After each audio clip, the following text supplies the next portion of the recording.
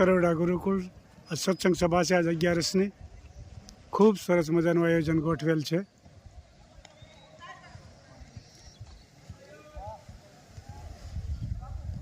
તરોડા ગુરુકુલ.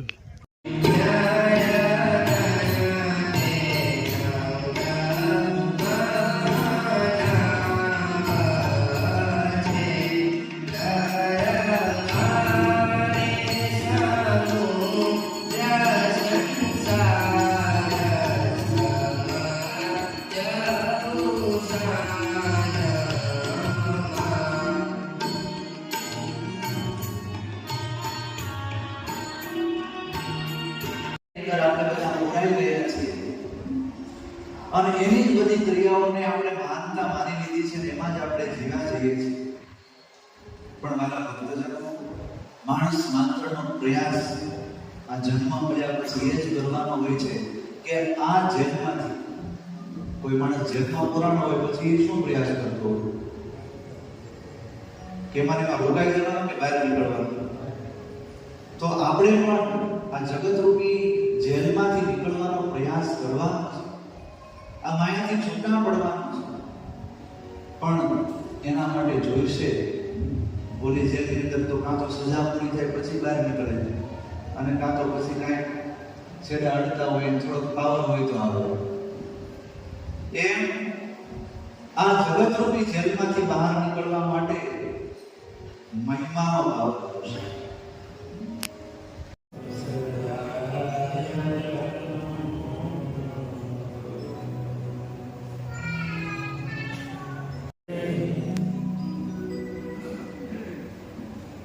પૂજ્યપાદ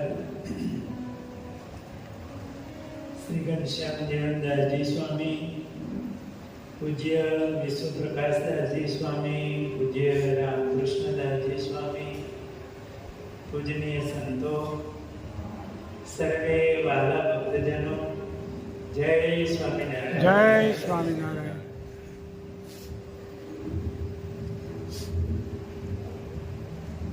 પૂજ્ય ગુરુ મહારાજની એક આપના આશીર્વાદ,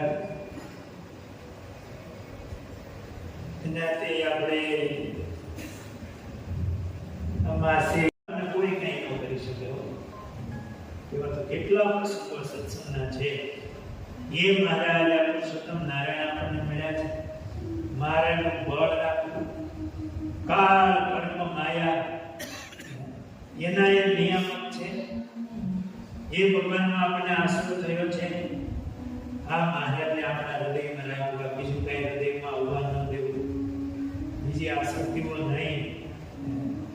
આપણે મહારાજના એવા એકાંતિક ભક્ત થવું છે. હલતા ચાલતા ખાતા પીતા મહારાજનું સ્મરણ કરીએ અને આપણા આત્મામાં મહારાજને ધારવા. આ બધા આ દેહના સંબંધ પૂરા થવાના, બધા સંબંધ પૂરા થવાના.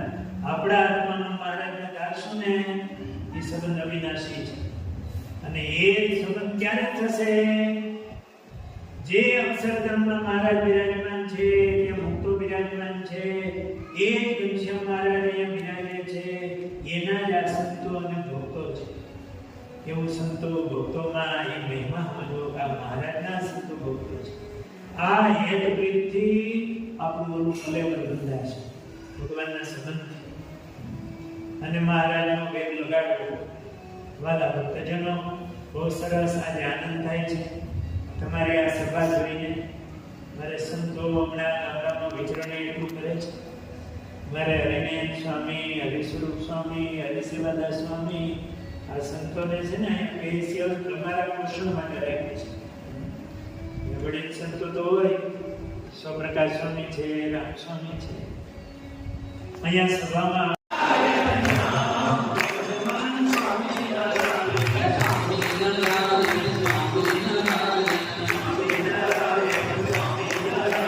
Swami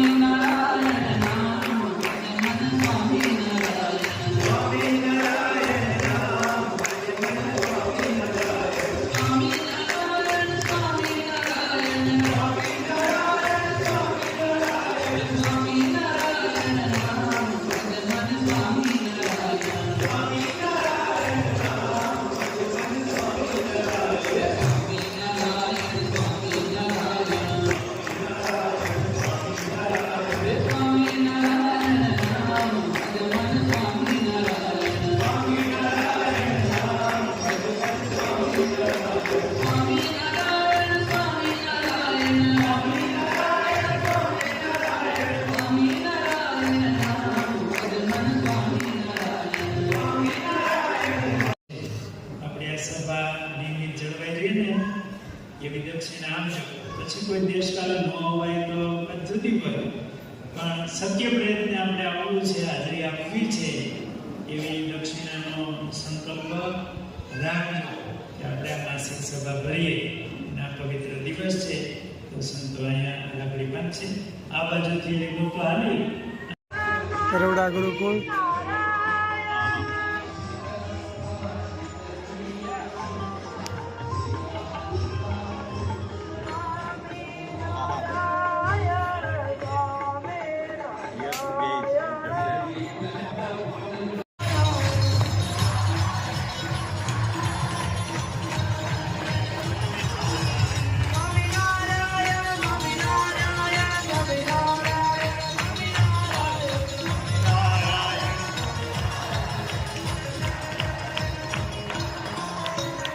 આવેલા છે.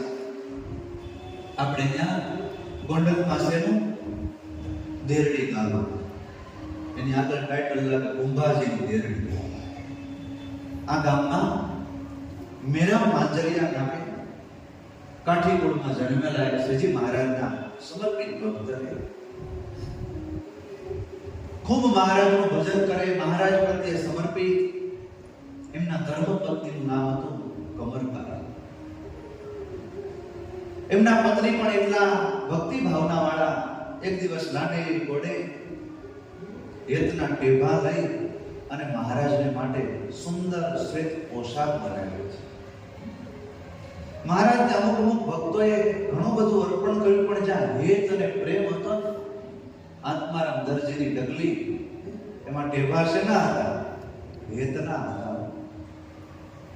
ભગવાન છે એ પ્રેમને વશ થાય છે, સ્નેહને વશ થાય છે.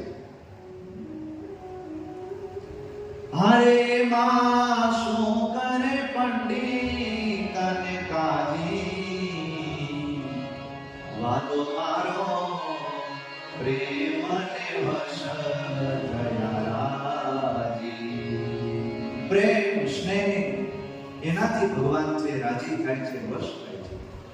આ કમરબાઈએ એવા સુંદર મજાના વેદના ટેભા લઈ ગુથી ગુથી અને ડગલી બનાવી, શ્વેત પોશાક ધારણ કરી છે. એમાં વિક્રમ સંવત 1864 એ સાલમાં પુષ્પ દોલોત્સવ હતો અને પતિ પત્ની બંને એ લઈ અને ગઢડે ગયા છે. મહારાજને ભાવથી પ્રેમથી એ પોશાક અર્પણ કર્યો. મહારાજે એ વખતે દરિયાની પોશાક છે ધારણ કરેલા હતા, પણ આ હેતુનો પોશાક હતો ને, મહારાજે એ પોશાક અંગીકાર કર્યો. રંગે રમવા પહેલા મહારાજ એ પોશાક અંગીકાર કરી રંગે રમવા બધાયા. અને એટલી બધી રંગની ઝડી વરસેલી, ચારેય બાજુથી સંતો ભક્તોએ રંગની વર્ષા કરી. એટલે મહારાજ પછી બધાથી આમ એ અકળાઈ ગયા અને લીંબડાની માથે ચડી ગયા. અને પછી મહારાજે જાહેર કર્યું, અમે હાર્યા અને સંતો ભક્તો તમે જીત્યા. આ ભગવાનનું પ્રણ છે. ભગવાનની ગમે એવી પ્રતિજ્ઞા હોય દ્રઢ, પણ પોતાના ભક્તની આગળ ભગવાન પોતાની પ્રતિજ્ઞાને પડતી મૂકી દે છે. કારણ કે ભગવાનને પોતાની ટેક કરતા પણ એનો ભક્ત વધારે વાલો છે. જેમ મહાભારતની અંદર પણ ભીષ્મ પિતામહે પ્રતિજ્ઞા લીધી કે કૃષ્ણના હાથમાં હું શસ્ત્ર લેવડાવું. સામે ભગવાને પ્રતિજ્ઞા લીધી હતી કે હું શસ્ત્ર હાથમાં ધારણ ન કરું, પણ એ ભીષ્મની પ્રતિજ્ઞા રાખવા માટે થઈ અને ભગવાને હાથમાં ચક્ર ધારણ કર્યું. સ્વામિનારાયણ ભગવાન લીંબ વૃક્ષ ઉપર ચડીને સંકેત કર્યો કે હવે તમે જીત્યા, અમે હાર્યા, હવે અમારે નીચે ઉતરવું છે. અને એ વખતે આ મેરામ ભગત હતા, એને મહારાજે પાસે બોલાવ્યા, આવો. અને મેરામ ભગતના ખભાનો ટેકો લઈને મહારાજ એ લીંબ વૃક્ષની નીચે ઉતર્યા છે. ભગતના અંતરમાં આનંદ થઈ ગયો. ઓહો, જે સૃષ્ટિનો આ સર્જનહાર છે, જેમના ટેકાથી બધું ચાલી રહ્યું છે, એ પ્રભુને આજે મને આ એની સેવાનો મને લાભ મળ્યો. ભગવાન હર હંમેશને માટે આખી સૃષ્ટિને ધારણ કરી રહ્યા છો. મહારાજે વચન